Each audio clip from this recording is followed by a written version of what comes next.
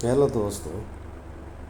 जैसे अभी अपने पिछले वीडियो में देखा कि हमने एक तन से तन बनाने का जो हमारी जिम्मेदारी उसको निभाना शुरू कर दिया है। और इस संदर्भ में मैं आपको यही बताना चाहूँगा कि ये प्लानिंग हमको, क्योंकि ये काम तो करना ही है सामाजिक तौर पे, तो सबसे पहले बच्चे कब पैदा करने हैं, कितने पैदा करने हैं, वो डिसाइड कर लेना चाहिए।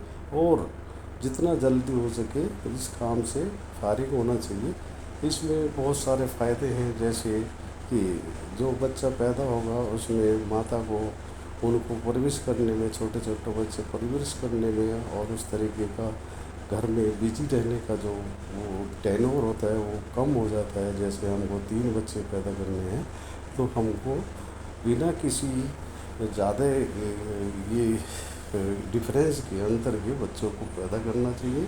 और जिससे उनका पालन पोषण अच्छी तरीके से होता है, क्योंकि जब तक बच्चे खुद अपने से जाने के लिए तैयार नहीं हो जाते स्कूल में, खुद अपने आप प्रिपरेटरी वर्क नहीं कर लेते स्कूल जाने का, तब तक मदर उनके साथ बिज़ी रहती है। और इसी के साथ साथ हमको बहुत सारा उसमें जो फाइनेंशियल भी होता है और जो सोशल सिक्योरिटी है वो भी बच्चों को मिलती है।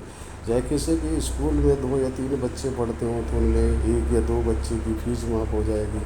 और उनकी जो बहुत सारे खिलौने हैं, साइकिल्स हैं, बस्ते हैं, बैग्स हैं, किताब हैं, जो भी बड़े बच्चे की है वो जस्ट छोटे बच्चा उसको यूज कर लेता है और सोशल सिक्योरिटी भी महसूस करता है। क्योंकि जब एक परिवार, एक बहन भाई बराबर के बहन भाई छोटे बड़े एक स्कूल में जाएंगे या किसी काम में लगेंगे तो वो वहाँ पर सिक्योर महसूस करता है कि मेरे 2 भाई बहन हो रहे हैं, या छोटे या बड़े, मैं सिक्योर हूँ।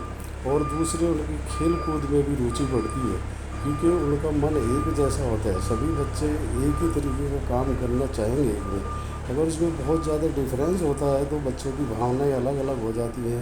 एक बच्चा तो दूसरे बड़े बच्चों को समझ ही नहीं पाता है और वो उसको अपने साथ में ले जाता, और उनका जो विकास है वो अच्छे से नहीं हो सकता, चाहे वो शारीरिक विकास हो, चाहे वो मानसिक विकास, चाहे वो पढ़ाई का स्तर हो।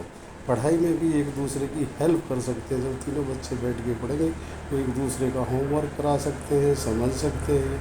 एक दूसरे का सामान, एक के पास एक के बैग में एक सामान नहीं है तो दूसरे से ले सकते हैं।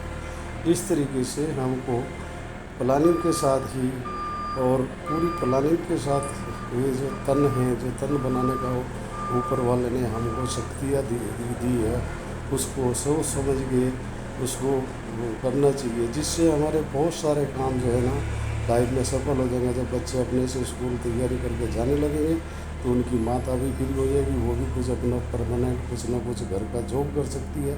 और बच्चे भी हमारे साथ एक दूसरे को देख के जो परीक्षाएं होंगी, जो उनकी प्रतियोगी परीक्षाएं होंगी, उनमें काम ध्यान देंगे और एक दूसरे का ध्यान रखते हुए तब तैयारी कराकर, और सभी बच्चे सफल हो